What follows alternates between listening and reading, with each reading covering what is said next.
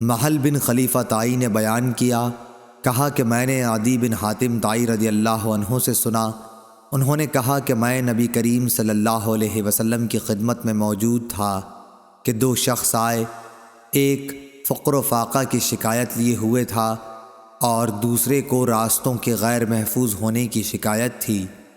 اس پر رسول اللہ صلی اللہ علیہ وسلم نے فرمایا کہ جہاں تک راستوں کے غیر محفوظ ہونے کا تعلق ہے تو بہت جلد ایسا زمانہ آنے والا ہے کہ جب ایک قافلہ مکہ سے کسی محافظ کے بغیر نکلے گا اور اسے راستے میں کوئی خطرہ نہ ہوگا، اور رہا فقر و فاقہ تو قیامت اس وقت تک نہیں آئے گی جب تک مال و دولت کی کثرت کی وجہ سے یہ حال نہ ہو جائے کہ ایک شخص اپنا صدقہ لے کر تلاش کرے گا لیکن کوئی اسے لینے والا نہ ملے گا۔ پھر اللہ تعالیٰ کے سامنے ایک شخص اس طرح کھڑا ہوگا کہ اس کے اور اللہ تعالیٰ کے درمیان کوئی پردہ نہ ہوگا اور نہ ترجمانی کے لیے کوئی ترجمان ہوگا۔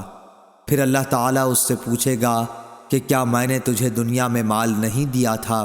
وہ کہے گا کہ ہاں دیا تھا۔ پھر اللہ تعالیٰ پوچھے گا کہ کیا میں نے تیرے پاس پیغمبر نہیں بھیجا تھا؟ وہ کہے گا کہ ہاں بھیجا تھا۔ پھر وہ شخص اپنے دائیں طرف دیکھے گا تو آگ کے سوا اور کچھ نظر نہیں آئے گا، پھر بائیں طرف دیکھے گا اور ادھر بھی آگ ہی آگ ہوگی۔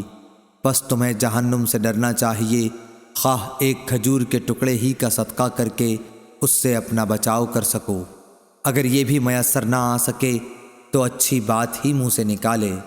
صحیح بخاری حدیث نمبر 1413۔